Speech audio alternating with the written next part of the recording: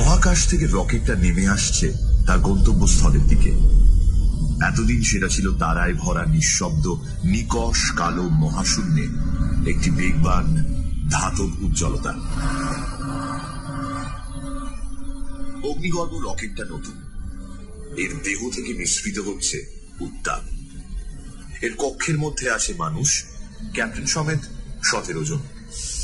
Ohio থেকে রকেটটা যখন আকাশে ওঠে তখন অগণিত দর্শক হাত নাড়িয়ে এদের শুভযাত্রা কামনা করেছিল। প্রচন্ড অগ্নুদ্গারের সঙ্গে সঙ্গে রকেটটা সোজা উঠে ছুটে গিয়েছিল মহাশূন্যের দিকে, মঙ্গল গ্রহকে লক্ষ্য করে। এই নিয়ে তৃতীয়বার রকেট অভিযান। এখন রকেট মঙ্গল গ্রহের বায়ুমণ্ডলে প্রবেশ করেছে।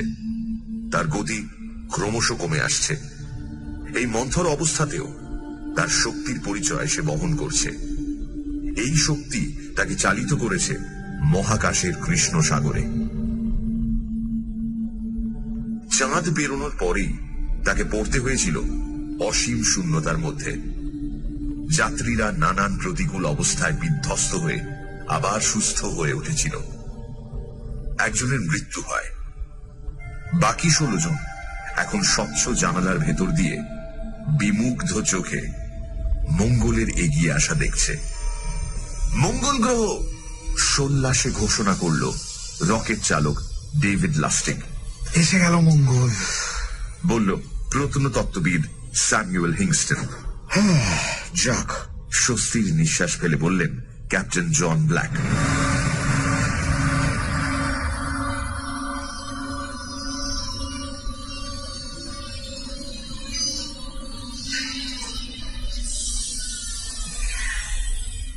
রকেটটা একটা মসৃণ সবুজ ঘাসে ঢাকা লনের ওপর এসে নামল। যাত্রীরা লক্ষ্য করল ঘাসের উপর দাঁড়ানো একটি লোহার হরিণের মূর্তি। তারও বেশ কিছুটা পিছনে দেখা যাচ্ছে রোদে ঝলমল একটা বাড়ি, যেটা ভিক্টোরীয় যুগের পৃথিবীর বাড়ির কথা মনে করিয়ে দেয়। সর্বাঙ্গে বিচিত্র কারুকার্য, জানালায় হলদে নীল সবুজ গোলাপি কাঁচ। বাড়ির বারান্দার সামনে দেখা যাচ্ছে জেরেনিয়াম গাছ, আর বারান্দায় মৃদু বাতাসে আপনিই দুলছে ছাদ থেকে ঝোলানো একটি দোলনা। বাড়ির চূড়োয় রয়েছে জানলা সমেত একটি গোল ঘর, যার ছাদটা যেন একটা গাধার টুপি। রকেটের চতুর্দিকে ছড়িয়ে আছে মঙ্গলের এই শান্ত শহর, যার উপর বসন্ত ঋতুর প্রভাব স্পষ্ট। আরো বাড়ি চোখে পড়ে, কোনোটা সাদা, কোনোটা লাল, আর দেখা যায় লম্বা লম্বা এলম, মেপল ও হর্স চেস্টনাট গাছের সারি। গির্জাও রয়েছে দু একটা, যার সোনালী ঘণ্টাগুলো এখন নীরব। রকেটের মানুষগুলি এই দৃশ্য দেখল, তারপর তারা পরস্পরের দিকে চেয়ে আবার বাইরে দৃষ্টি দিল। তারা সকলেই এর ওর হাত ধরে আছে, সকলেই নির্বাক, নিঃশ্বাস নিতেও যেন ভরসা পাচ্ছে না তারা। এ কি তাজ্জব ব্যাপার, ফিসফিসিয়ে বলল লাস্টিক। এ হতে পারে না, বলল স্যামুয়েল হিংস্টন। হে ঈশ্বর, বললেন ক্যাপ্টেন জন ব্ল্যাক। রাসায়নিক তার গবেষণাগার থেকে স্পিকারে একটি তথ্য ঘোষণা করলেন। বায়ুমণ্ডলে অক্সিজেন আছে, নিঃশ্বাস নেওয়ার পক্ষে যথেষ্ট। লাস্টিক বলল, তাহলে আমরা বেরোই। দাঁড়াও দাঁড়াও দাঁড়াও দাঁড়াও, বললেন ক্যাপ্টেন ব্ল্যাক। আগে তো ব্যাপারটা বুঝতে হবে। ব্যাপারটা হলো, এটি একটি ছোট্ট শহর, যাতে মানুষের নিঃশ্বাসের পক্ষে যথেষ্ট অক্সিজেন আছে, ব্যাস। প্রত্নতাত্ত্বিক হিংস্টন বললেন, আর এই শহর একেবারে পৃথিবীর শহরের মতো। এটা একটা অসম্ভব ব্যাপার, কিন্তু তাও সম্ভব হয়েছে। তুমি কি বিশ্বাস করো যে দুটি বিভিন্ন গ্রহের সভ্যতা ও সংস্কৃতি ঠিক একই সঙ্গে সমান্তরাল ভাবে গড়ে উঠতে পারে? সেটা সম্ভব বলে আমার জানা ছিল না। ক্যাপ্টেন ব্ল্যাক বাইরের শহরের দিকে চেয়ে বললেন, তোমাদের বলছি শোনো, জেরেনিয়াম হচ্ছে এমন একটি গাছ যার অস্তিত্ব পৃথিবীতে 50 বছর আগেও ছিল না। ভেবে দেখো কত হাজার বছর লাগে একটা উদ্ভিদের আবির্ভাব হতে। এবার তাহলে বলো, এটা যুক্তিসম্মত কিনা যে আমরা মঙ্গল গ্রহে এসে দেখতে পাবো 1, রঙিন কাঁচ বসানো জানলা, 2, বাড়ির মাথায় গোল ঘরের উপর গাধার টুপি, 3 বারান্দার ছাদ থেকে ঝুলন্ত দোলনা, 4 একটি বাদ্যযন্ত্র যেটা পিয়ানো ছাড়া আর কিছু হতে পারে না, আর 5 যদি তোমরা এই দূরবীনের মধ্যে দিয়ে দেখো তাহলে দেখবে পিয়ানোর ওপরে একটি গানের স্বরলিপি রয়েছে যার নাম বিউটিফুল ওহাইও। তার মানে কি মঙ্গলেও একটি নদী আছে যার নাম ওহাইও? কিন্তু ক্যাপ্টেন উইলিয়ামস কি এর জন্য দায়ী হতে পারেন না? তার মানে ক্যাপ্টেন উইলিয়ামস ও তার সেই 3 সহযাত্রী, অথবা নাথানিয়েল ইয়র্ক ও তার সহযাত্রী, এটা নিঃসন্দেহে এদের কীর্তি। এই বিশ্বাস যুক্তিহীন। আমরা যতদূর জানি ইয়র্কের রকেট মঙ্গলে পৌঁছানো মাত্র ধ্বংস হয়ে যায়, ফলে ইয়র্ক ও তার সহযাত্রীদের মৃত্যু হয়। উইলিয়ামসের রকেট মঙ্গল গ্রহে পৌঁছানোর পরের দিন ধ্বংস হয়। অন্তত দ্বিতীয় দিনের পর থেকে তাদের সঙ্গে পৃথিবীর রেডিও যোগাযোগ বিচ্ছিন্ন হয়। উইলিয়ামসের দল যদি বেঁচে থাকতো তাহলে তারা নিশ্চয়ই পৃথিবীর সঙ্গে যোগাযোগ করত। ইয়র্ক মঙ্গলে এসেছিল 1 বছর আগে, আর উইলিয়ামস গত অগস্ট মাসে। ধরো যদি তারা এখনো বেঁচে থাকে এবং মঙ্গল গ্রহে অসাধারণ ক্ষমতা সম্পন্ন প্রাণী বাস করে, তাহলে কি তাদের পক্ষে এই কমাসের মধ্যে এমন একটা শহর গড়ে তোলা সম্ভব? শুধু গড়ে তোলা নয়, সেই শহরের উপর কৃত্রিম উপায়ে বয়সের ছাপ ফেলা সম্ভব। শহরটা দেখেই বোঝা যাচ্ছে এটা অন্তত বছর 70-এর পুরনো। ওই বাড়ির বারান্দায় কাঠের থামগুলো দেখো, গাছগুলোর বয়স 100 বছরের কম হওয়া অসম্ভব। না না না না, এটা ইয়র্ক বা উইলিয়ামসের কীর্তি হতে পারে না। এর রহস্যের চাবিকাঠি খুঁজতে হবে অন্য জায়গায়। আমার কাছে ব্যাপারটা অত্যন্ত গোলমেলে বলে মনে হচ্ছে। এই শহরের অস্তিত্বের কারণ না জানা পর্যন্ত আমি এই রকেট থেকে বেরোচ্ছি না। এটা ভুললে চলবে না যে ইয়র্ক ও উইলিয়ামস নেমেছিল মঙ্গলের উল্টো পিঠে। আমরা ইচ্ছে করেই এ পিঠ বেছে নিয়েছি। ঠিক কথা। হিংস্র মঙ্গলবাসীদের হাতে যদি ইয়র্ক ও উইলিয়ামসের দলের মৃত্যু হয়ে থাকে, তাই আমাদের বলা হয়েছিল ল্যান্ডিং এর জন্য অন্য জায়গা বেছে নিতে, যাতে আগের ঘটনার পুনরাবৃত্তি না হয়। তাই আমরা নেমেছি এমন একটি জায়গায় যার সঙ্গে ইয়র্ক বা উইলিয়ামসের কোনো পরিচয়ই হয়নি। সে যাই হোক, আমি আপনার অনুমতি নিয়ে শহরটা একবার ঘুরে দেখতে চাই। আচ্ছা, এমনও তো হতে পারে যে 2 গ্রহ ঠিক একই সঙ্গে একই নিয়মের মধ্যে গড়ে উঠেছে, একই সৌরজগতের গ্রহে। হয়তো এটা সম্ভব। হয়তো আমরা একটা যুগান্তকারী আবিষ্কারের সামনে এসে দাঁড়িয়েছি। আমার মতে আর একটুক্ষণ অপেক্ষা করা উচিত। হয়তো এই আশ্চর্য ঘটনায় সর্বপ্রথম ঈশ্বরের অস্তিত্ব নিশ্চিতভাবে প্রমাণ করবে। ঈশ্বরের বিশ্বাসের জন্য এমন একটা ঘটনার কোনো প্রয়োজন হয় না হিংস্টন।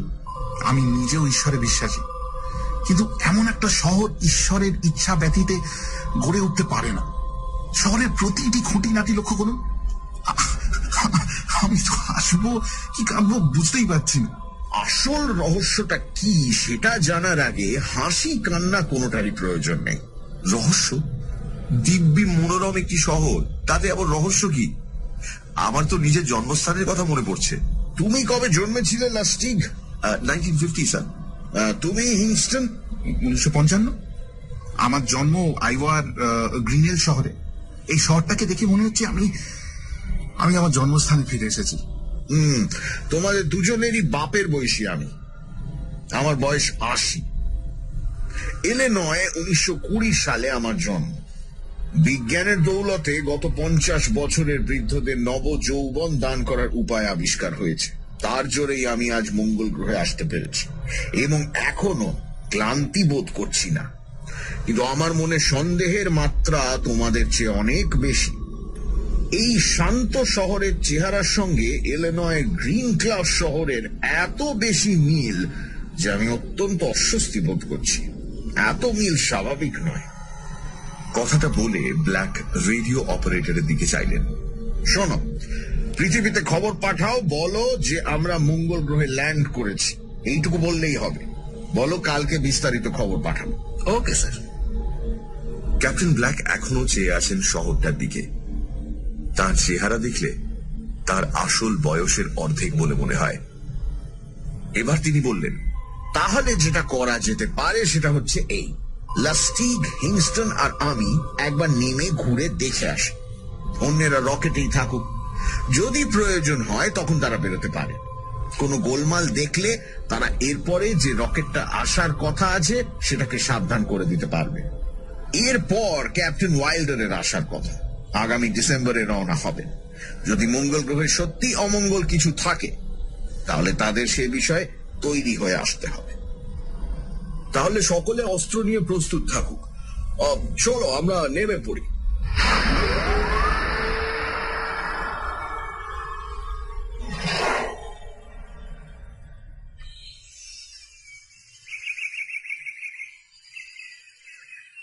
তিনজন পুরুষ রকেটের দরজা খুলে নিচে নেমে গেল। দিনটা চমৎকার, তার উপর আবার বসন্তকালের সব লক্ষণই বর্তমান।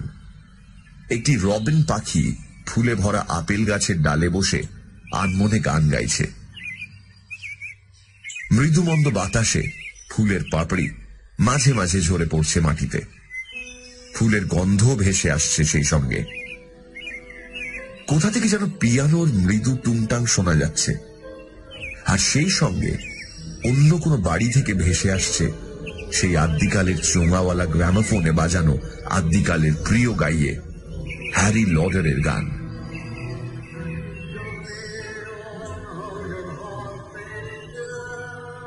তিনজন কিছুক্ষণ রকেটের দরজার বাইরে দাঁড়িয়ে রইল।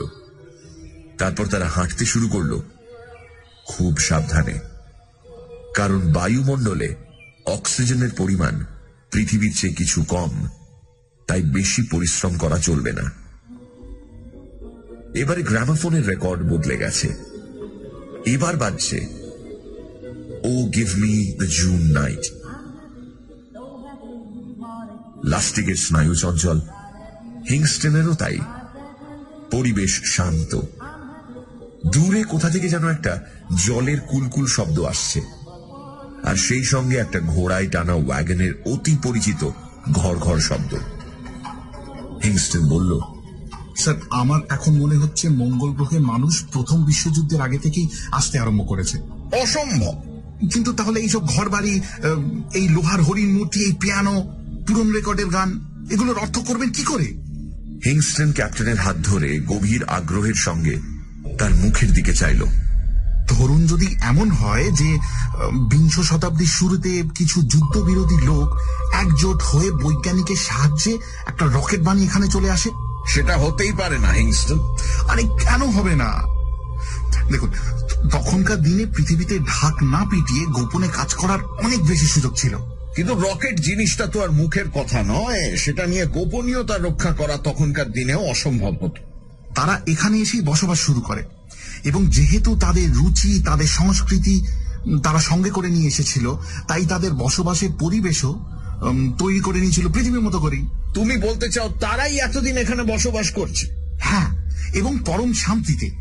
হয়তো তারা আরো বার কয়েক পৃথিবীতে ফিরে গিয়েছিল আরো লোকজন সঙ্গে করে আনার জন্য। একটা ছোট শহরে স্বচ্ছন্দে থাকতে পারে এমন সংখ্যক লোক এনে তারা যাতায়াত বন্ধ করে দিয়েছিল। পৃথিবীর লোকে তাদের কীর্তি জেনে ফেলে, এটা নিশ্চয়ই তারা চায়নি। এই কারণেই এই শহরের চেহারা এত প্রাচীন। এ শহর 1927 পর আর একদিনও এগিয়েছে বলে তো আমার মনে হচ্ছে না, তাই নাকি? অথবা এমন হতে পারে যে মহাকাশ অভিযান ব্যাপারটা আমরা যা মনে করছি তাতে অনেক বেশি প্রাচীন। হয়তো পৃথিবীর কোনো একটা অংশে কয়েকজনের চেষ্টায় এটা সূত্রপাত হয়েছিল। তাদের লোক হয়তো মাঝে মাঝে পৃথিবীতে ফিরে গেছে। তোমার যুক্তি কিন্তু বেশ বিশ্বাসযোগ্য হয়ে উঠছে। হতেই হবে স্যার, প্রমাণ আমাদের চোখের সামনেই রয়েছে। এখন শুধু দরকার এখানকার কিছু লোকের সাক্ষাৎ পাওয়া। পুরু ঘাসের জন্য তিনজনের হাঁটার শব্দ শোনা যাচ্ছিল না। ঘাসের গন্ধ তাজা। ক্যাপ্টেন ব্ল্যাকের মনে যতই সন্দেহ থাকুক না কেন, একটা পরম শান্তির ভাব তার দেহ মন আচ্ছন্ন করে রেখেছিল।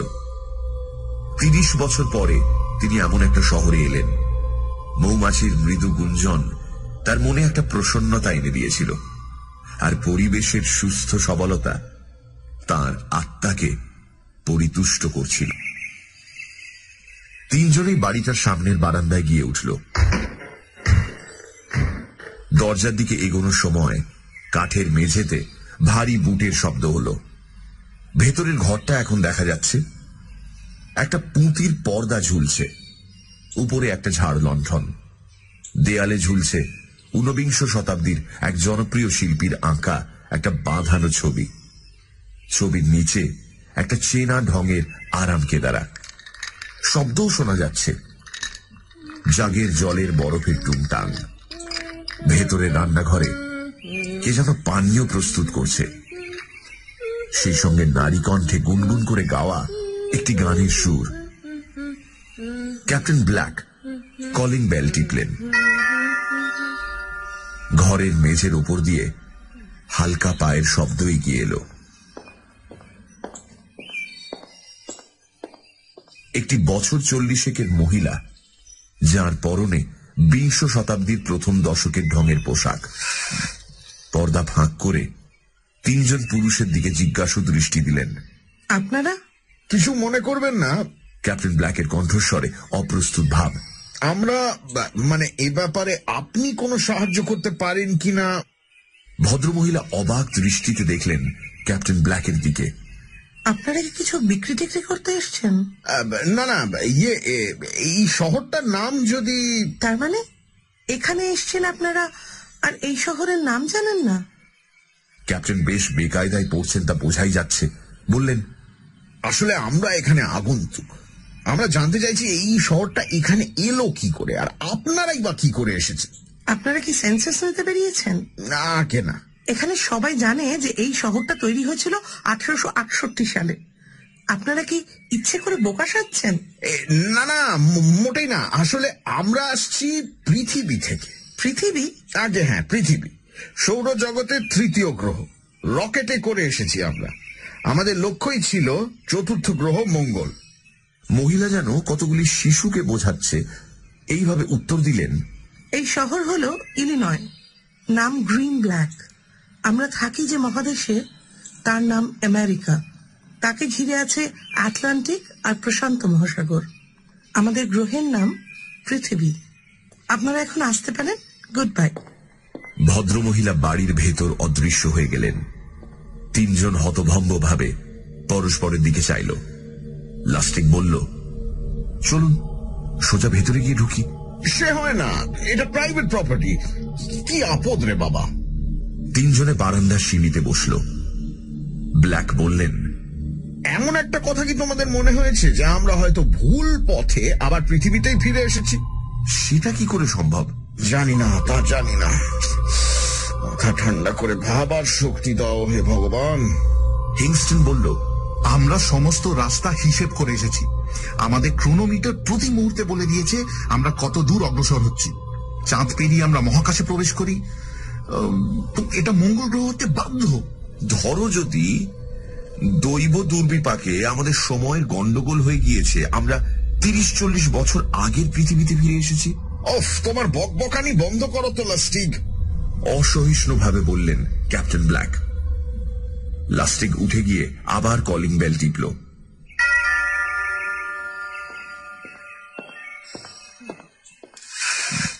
ভদ্রমহিলার পুনরাবির্ভাব হতে সে প্রশ্ন করল, এটা কোন সাল?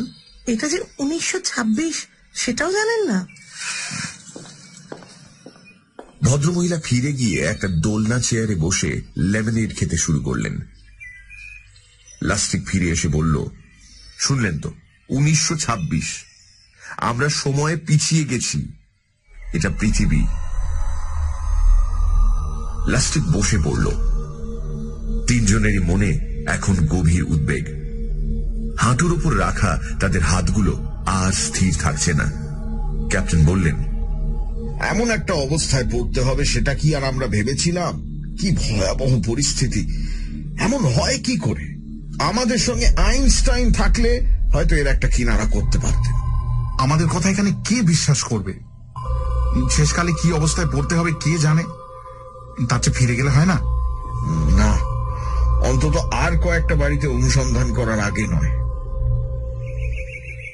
3 জনে আবার রওনা দিয়ে 3টে বাড়ির পরে ওক গাছের তলায় একটা ছোট্ট সাদা বাড়ির সামনে দাঁড়ালো।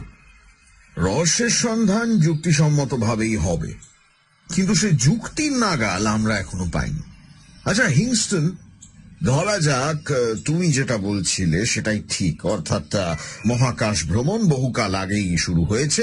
ধরা যাক পৃথিবীর লোক এখানে এসে থাকার কিছুদিন পরেই তাদের নিজেদের গ্রহের জন্য তাদের মন ছটফট করতে শুরু করেছিল।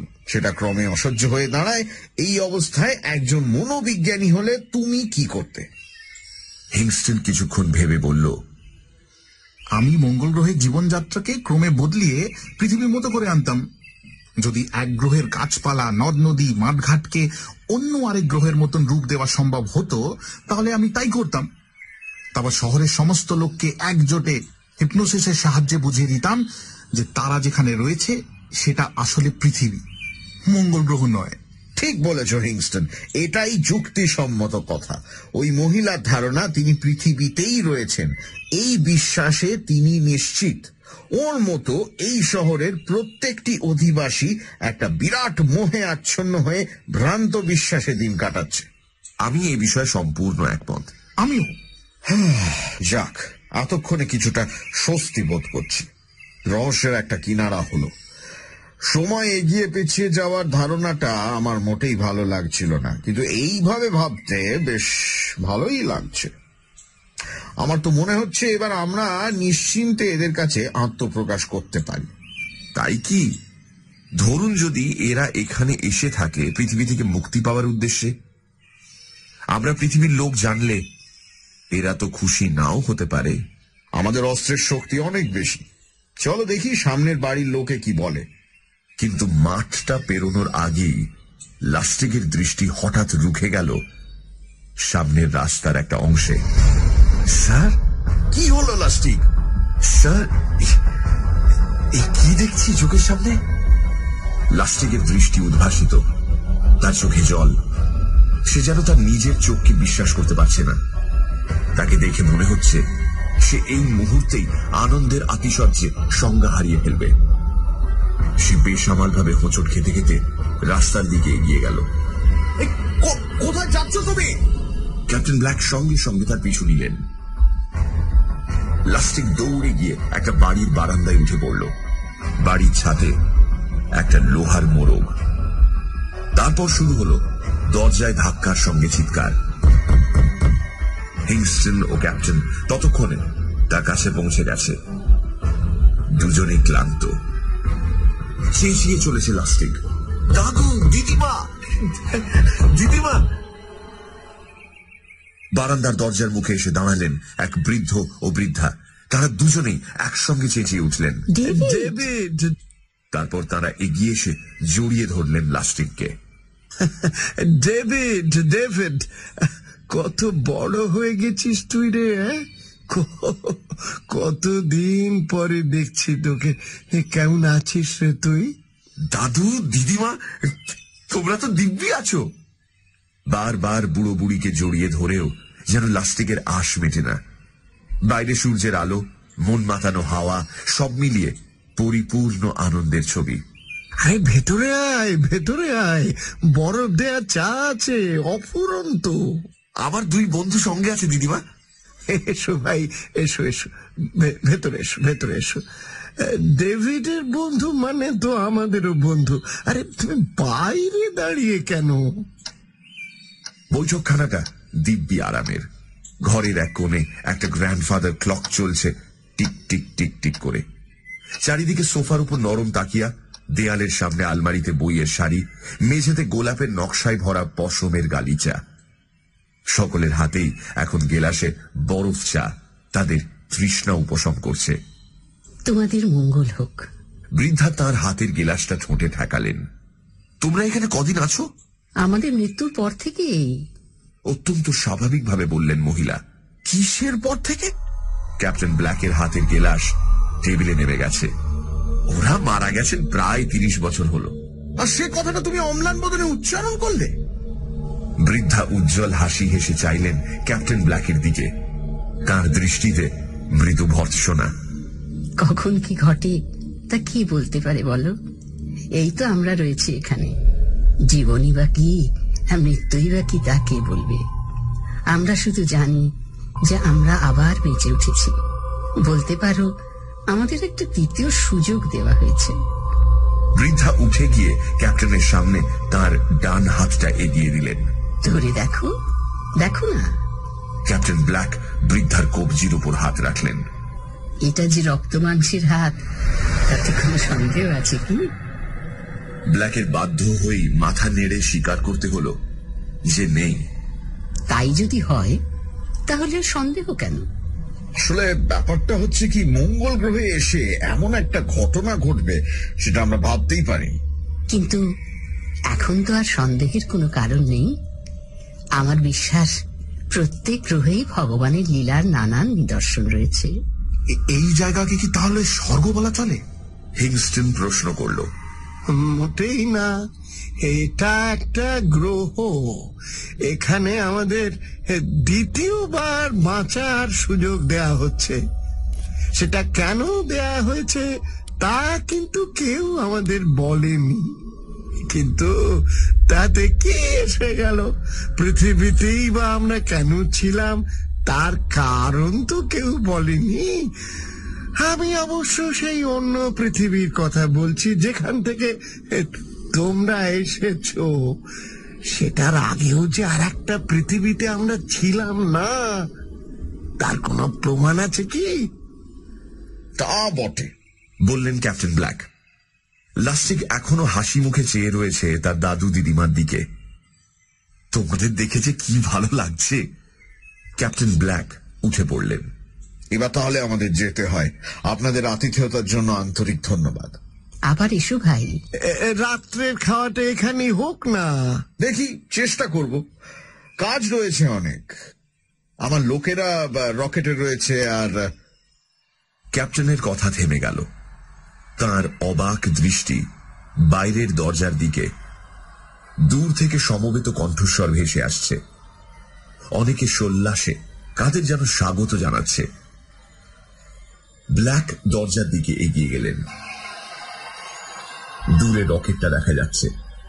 দরজা খোলা, ভেতরের লোক সব বাইরে বেরিয়ে এসেছে। সবাই হাত নাড়ছে আনন্দে। রকেটটাকে ঘিরে মানুষের ভিড়, আর তাদের মধ্যে দিয়ে ব্যস্তভাবে ঘোরাফেরা করছে রকেটের 13 জন যাত্রী। জনতার উপর দিয়ে যে একটা ফুর্তির ঢেউ বয়ে চলেছে সেটা বোঝাই যাচ্ছে। এর মধ্যে একটা ব্যান্ড বাজতে শুরু করলো। তার সঙ্গে ছোট ছোট মেয়েদের সোনালি চুল দুলিয়ে নাচ। ছোট ছোট ছেলেরা চেঁচিয়ে উঠল। বুড়োরা একে ওকে চুরুধেরি করে তাদের মনের আনন্দ প্রকাশ করল। এরই মধ্যে মেয়র সাহেব একটি বক্তৃতা দিলেন। আজ আমরা মধ্যে ফিরে পেয়েছি বহু যুগ আগে হারিয়ে যাওয়া আমাদের ভাই বোন বাবা মাদের সবাইকে আমাদের এই শহরে স্বাগত। আসুন আসুন আপনারা, আপনাদের সবাইকে স্বাগত আমাদের এই শহরে। তারপর রকেটের 13 জন প্রত্যেকে তাদের খুঁজে পাওয়া আত্মীয় স্বজনকে সঙ্গে নিয়ে তাদের বাড়ির উদ্দেশ্যে রওনা দিল। ক্যাপ্টেন ব্ল্যাক আর থাকতে পারলেন না। সমস্ত শব্দ ছাপিয়ে তার চিৎকার শোনা গেল। কোথায় যাচ্ছ তোমরা?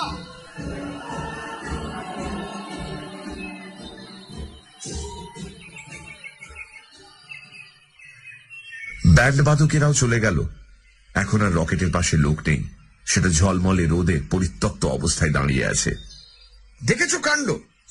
রকেটটাকে ছেড়ে চলে গেল। ওদের ছাল চামড়া তুলে দেবো আমি। আমার হুকুম অগ্রাহ্য করে। স্যার, ওদের মাফ করে দিন। এত পুরনো চেনা লোকের দেখা পেয়েছে ওরা। ওটা কোনো অজুহাত নয়। কিন্তু জানলা দিয়ে বাইরে চেনা লোক দেখলে তখন ওদের মনের অবস্থাটা একবার কল্পনা করুন। কিন্তু তাই বলে হুকুম মানবে না।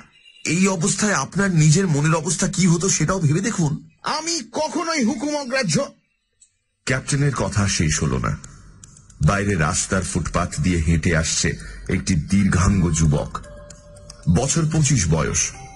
তার অস্বাভাবিক রকম নীল চোখ দুটো হাসিতে উজ্জ্বল। আরে জন! যুবকটি এবার দৌড়ে এলো ক্যাপ্টেন ব্ল্যাকের দিকে। কি ব্যাপার? ক্যাপ্টেন ব্ল্যাকের যেন স্থিরভাবে দাঁড়িয়ে থাকতে কষ্ট হচ্ছে। জন, তুই বেটা এখানে হাজির হয়েছিস? যুবকটি ক্যাপ্টেনের হাত চেপে ধরে তার পিঠে একটা চাপড় মারল। তুই? তোর এখনো সন্দেহ হচ্ছে? এডওয়ার্ড! ক্যাপ্টেন ব্ল্যাক এবার লাস্টিক ও হিংস্টনের দিকে ফিরলেন। আগন্তুকের হাত তার হাতের মুঠোর মধ্যে। এই হলো আমার ছোট ভাই এডওয়ার্ড। এড, ইনি হলেন হিংস্টন আর ইনি লাস্টিক। দুই ভাইয়ে কিছুক্ষণ হাত ধরে টানাটানির পর সেটা আলিঙ্গনে পরিণত হলো। জন, হতচ্ছাড়া, তোকে যে আবার কোনোদিন দেখতে পাবো। তুই তো দিব্যি আছিস এড, কিন্তু ব্যাপারটা কি বলতো, তোর যখন 26 বছর বয়স তখন তো তোর মৃত্যু হয়। আমার বয়স তখন 19। কতকাল আগের কথা। আর আজ মা অপেক্ষা করছেন। মা? বাবাও। বাবা? ক্যাপ্টেন ব্ল্যাক যেন মাথায় প্রচন্ড আঘাত পেয়েছেন। তার গতি টলায়মান। মা বাবা বেঁচে আছেন? কোথায়? আরে আমাদের সেই পুরনো বাড়ি, ওক নোল অ্যাভিনিউ। সেই পুরনো বাড়ি? ক্যাপ্টেন ব্ল্যাকের দৃষ্টি উদ্ভাসিত। শুনলে তোমরা? হিংস্টন ও লাস্টিকের দিকে ফিরলেন জন ব্ল্যাক, কিন্তু হিংস্টন আর নেই। সে তার নিজের ছেলেবেলার বাসস্থানের দেখা পেয়ে সেই দিকে ছুটে গেছে। লাস্টিক হেসে বলল, এইবার বুঝেছেন তো ক্যাপ্টেন আমাদের বন্ধুদের আচরণের কারণটা? হুকুম মানার অবস্থা ওদের ছিল না। বুঝেছি বুঝেছি। জন ব্ল্যাক চোখ বন্ধ করে বললেন, যখন চোখ খুলবো তখন কি আবার দেখবো তুই আর নেই? জন চোখ খুললেন।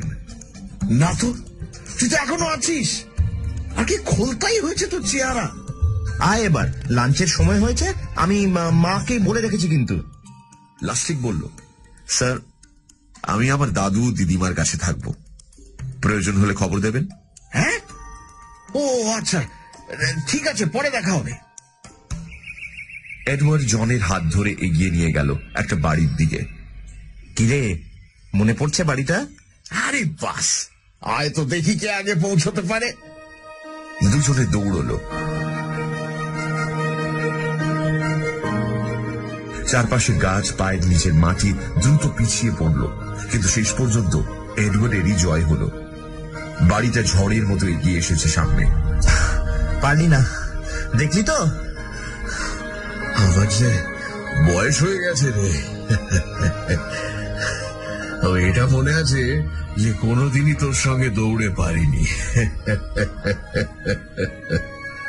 দরজার মুখে মা, স্নেহময়ী মা, সেই দোহারা গরম, মুখে উজ্জ্বল হাসি। তার পিছনে দাঁড়িয়ে বাবা, চুলে ছাই রঙের ছোপ, হাতে পাইপ। মা, বাবা। শিশুর মতো হাত বাড়িয়ে সিঁড়ি বেয়ে দৌড়ে এগিয়ে গেলেন ক্যাপ্টেন জন ব্ল্যাক। দুপুরটা কাটল চমৎকার। খাবার পর জন তার রকেট অভিযানের গল্প করলেন, আর সবাই সেটা উপভোগ করলেন।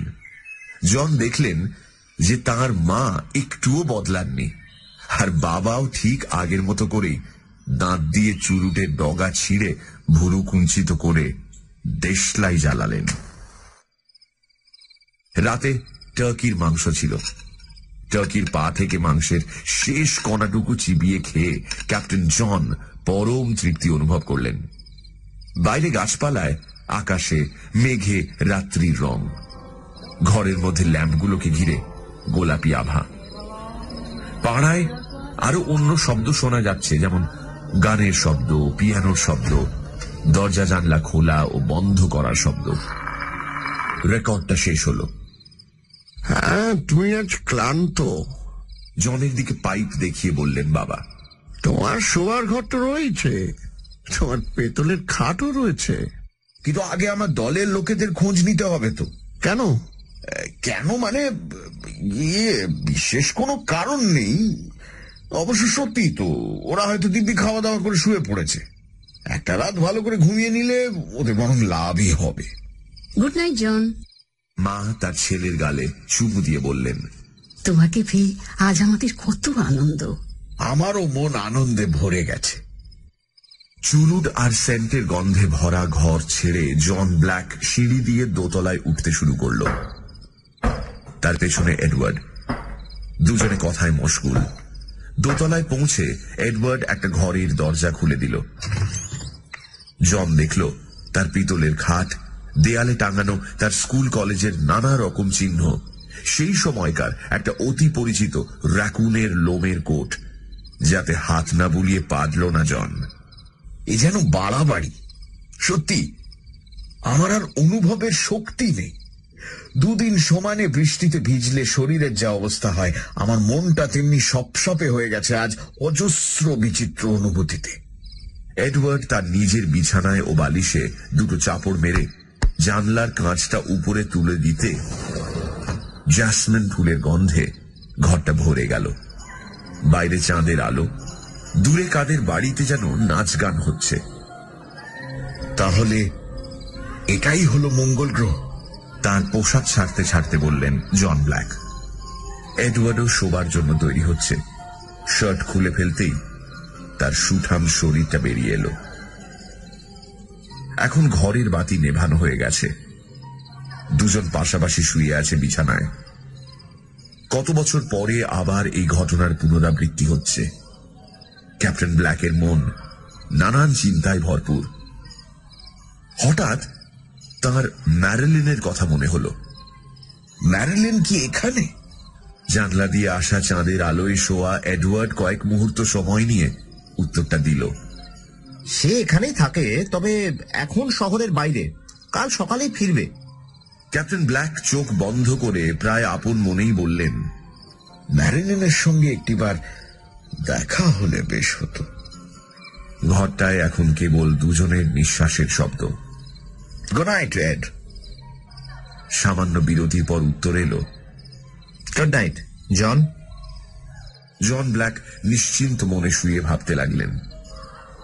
এখন দেহ মনে আর অবসাদ নেই, মাথাও পরিষ্কার।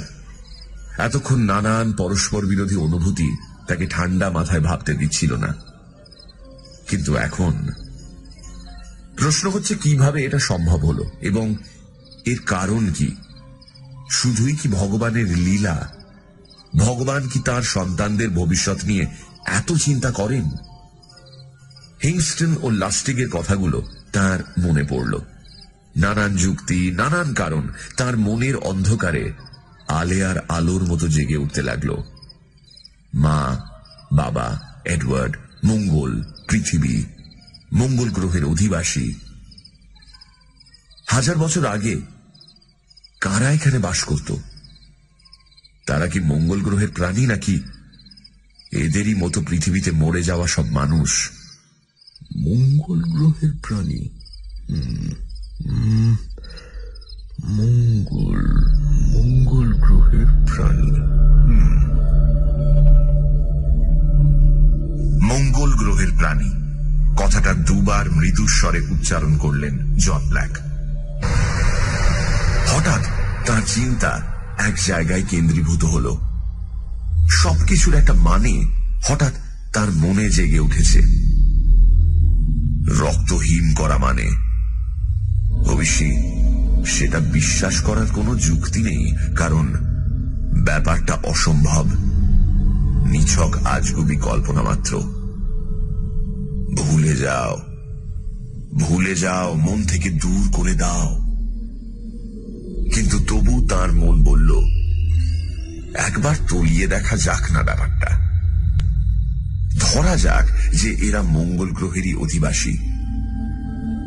ওরা আমাদের রকেটকে নামতে দেখেছে এবং সঙ্গে সঙ্গে ওদের মনে ঘৃণার উদ্রেক হয়েছে।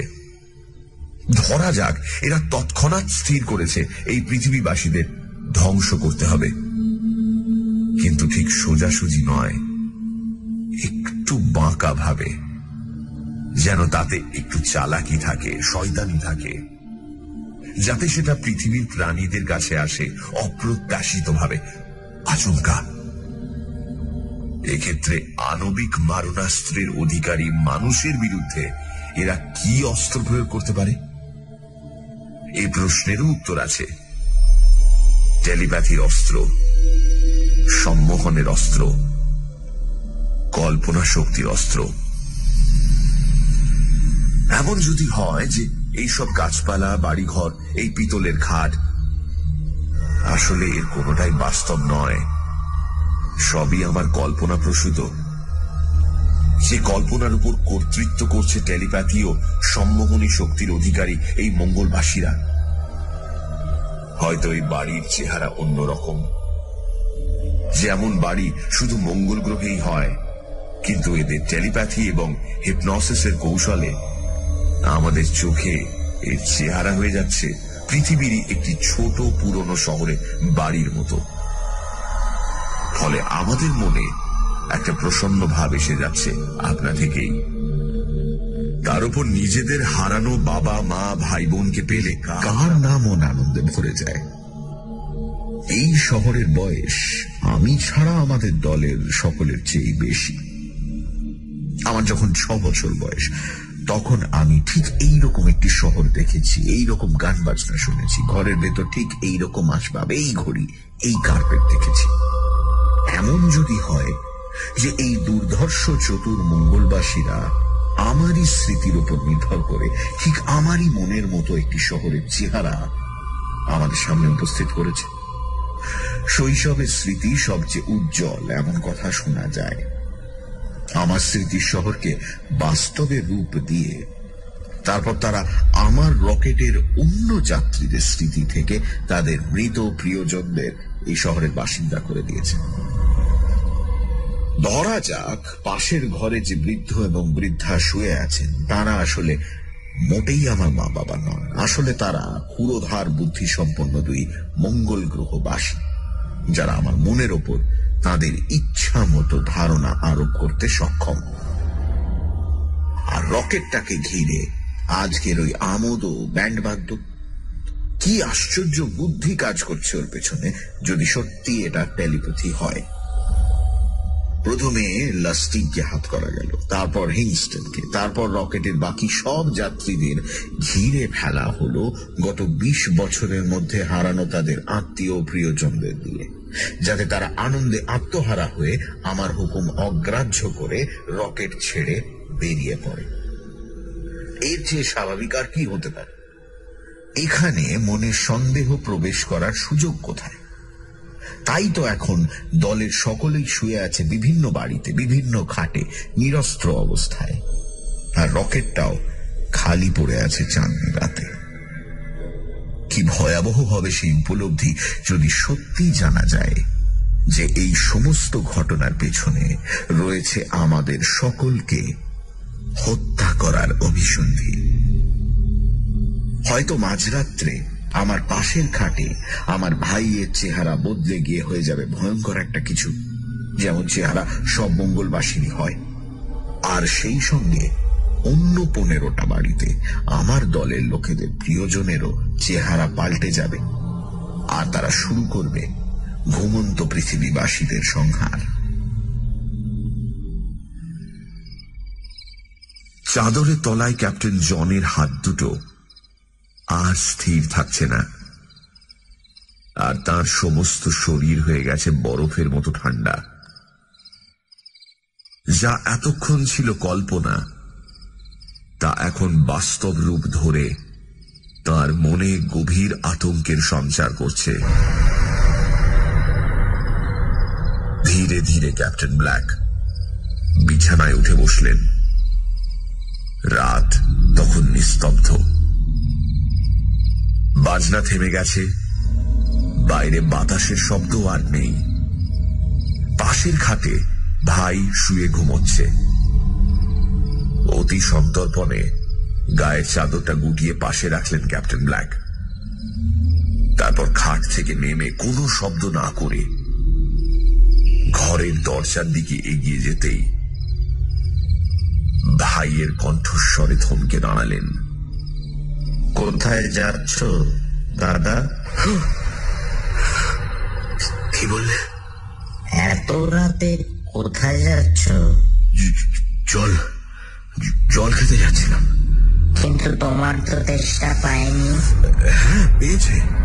না, আমি জানি তোমার তেষ্টা পায়নি।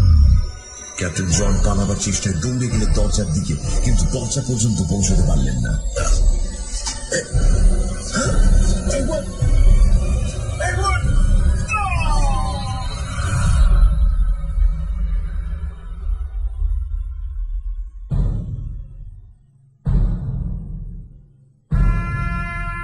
পরদিন সকালে মঙ্গলবাসীদের ব্যান্ডে শোনা গেল করুণ সুর। শহরের অনেক বাড়ি থেকে বেরিয়ে এলো লম্বা লম্বা কাঠের বাক্স বহনকারীর দল।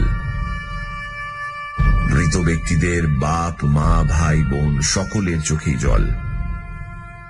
তারা চলেছে গির্জার দিকে, যেখানে মাটিতে 16টি নতুন গর্ত খোঁড়া হয়েছে। মেয়র আরেকটি বক্তৃতা দিলেন। বন্ধুগণ, গতকাল রাতের ঘটনার কথা আপনারা সবাই জানেন। আমরা হারিয়েছি আমাদের বহু আত্মীয় পরিজনকে গতকাল রাতে। এবার দুঃখ প্রকাশ করার জন্য, যদিও তাকে আজ চিনতে পারা মুশকিল, কারণ তার চেহারা দ্রুত রূপান্তরিত হচ্ছে, শহরের সকল যেমন হচ্ছে এই শহরের সমস্ত প্রাণীর। ক্যাপ্টেন ব্ল্যাকের মা, বাবা ও ভাইয়ের চোখে জল হলেও তাদের চেহারা দ্রুত বিকৃত হয়ে আসছে, ফলে তাদের এখন চেনা প্রায় অসম্ভব।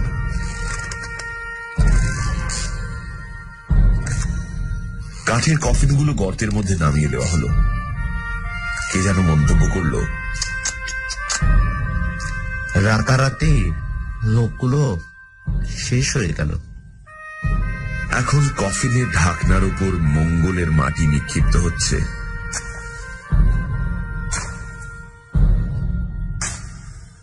এই শুভ দিনে